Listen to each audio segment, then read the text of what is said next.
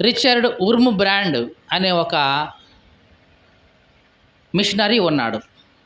ఎవరు ఆయన పేరు? Richard Wurmbrand. ఈయన్ని సువార్త ప్రకటిస్తున్నందుకు, దేనికండి? సువార్త ప్రకటిస్తున్నందుకు తీసుకెళ్ళి జైల్లో వేశారు. ఆ జైలు ఎట్లాంటిది అనుకుంటున్నారు? ఆ జైలు ఎట్లాంటిదంటే ఒక 15 అడుగుల గొయ్యి తీసి, జాగ్రత్తగా వినండి, గొయ్యి ఎన్ని అడుగులండి? 15 అడుగుల గొయ్యి తీసి ఆ గోతిలో ఈయన్ని వేసేవాళ్ళు. ఆ గోతిలో కూర్చోడానికి తప్ప పడుకోవడానికి అవకాశం లేదండి. గుండ్రటి గొయ్యి, ఆ గొయ్యిలో కూర్చోడానికి తప్ప పడుకోవడానికి అవకాశం లేదు. అట్లాంటి గోతిలో ఈయన్ని వేసేవాళ్ళు. ఉదయం సాయంకాలం కొద్దిగా ఆహారం, కొద్దిగా నీళ్లు తినటానికి, అంతే. ఇట్లాగా దాదాపుగా 10 సంవత్సరాలు అట్లాగే ఉంచేశారు. ఎన్ని సంవత్సరాలు? 10 సంవత్సరాలు చీకటి గదిలో ఉంచేశారు. వెలుతురు లేదు.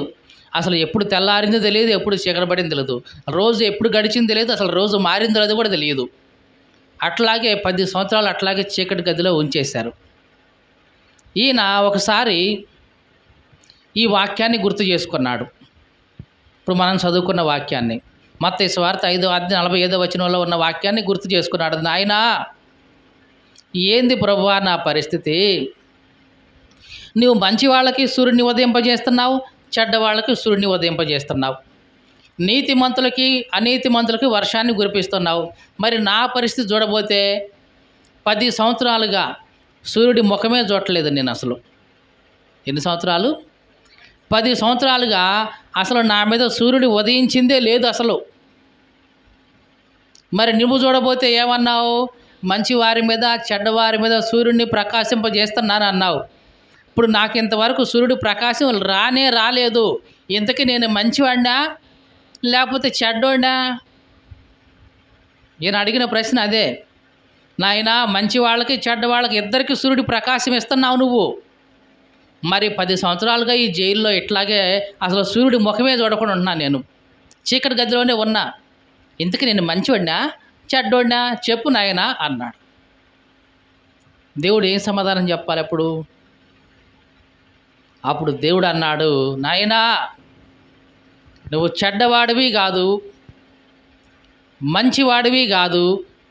అదేంటి నాయనా, మరి చెడ్డోడిని కాకుండా మంచివాడిని కాకుండా మరి ఎవరిని అంటే, దేవుడు అన్నాడు, నీవు శ్రేష్టమైన వాడవు. దేవునికి స్తోత్రం కలుగును గాక. హల్లెలూయా, హల్లెలూయా. నీవు శ్రేష్టమైన వాడవు కాబట్టే నువ్వు ఇక్కడ ఉన్నావు. ఈ కాలం, కొద్ది కాలం తర్వాత నువ్వు ఇక్కడి నుంచి బయటకు వస్తావు, ఇదిగో నా నామాన్ని ప్రకటిస్తావు అన్నాడు. అన్నట్టుగానే కొద్ది కాలం తర్వాత అతను ఆ జైలు నుంచి బయటకు వచ్చేసాడు. మళ్ళీ ఎప్పట్లాగానే ఇదిగో దేవుణ్ణి ప్రకటించడం మొదలేశాడు. కాబట్టి నీ పరిస్థితిని చూడకుండా ఉండేవాడైతే కాదు దేవుడు. నీ పరిస్థితిని చూసేవాడు. నువ్వు ఎక్కడో చీకటి గదిలో ఉన్నా సరే నువ్వు పడుతున్న ప్రయాసను చూసేవాడు, నువ్వు పడుతున్న ఇబ్బందిని చూసేవాడు, నీకు సహాయం చేయడానికి నీ దగ్గరికి వచ్చేవాడు నీ యేసుక్రీస్తు. అట్లాంటి గొప్ప దేవుడు నీకున్నాడు. నువ్వెందుకు భయపడుతున్నావు? నిన్ను చూసి నీ దగ్గరికి వచ్చే దేవుడు నీకున్నాడు. నువ్వెందుకు దిగులు పడుతున్నావు? నీ ప్రతి పరిస్థితి ఆయన ఎరిగినవాడు. మనుషులు చూసి పక్కగా పోతారేమో కానీ ఇదిగో నిన్ను చూసి పక్కగా పోయే దేవుడు ఆయన కానే కాదు.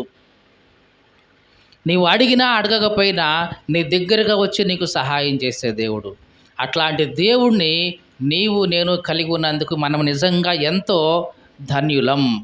దేవునికి స్తోత్రం కలుగును గాక.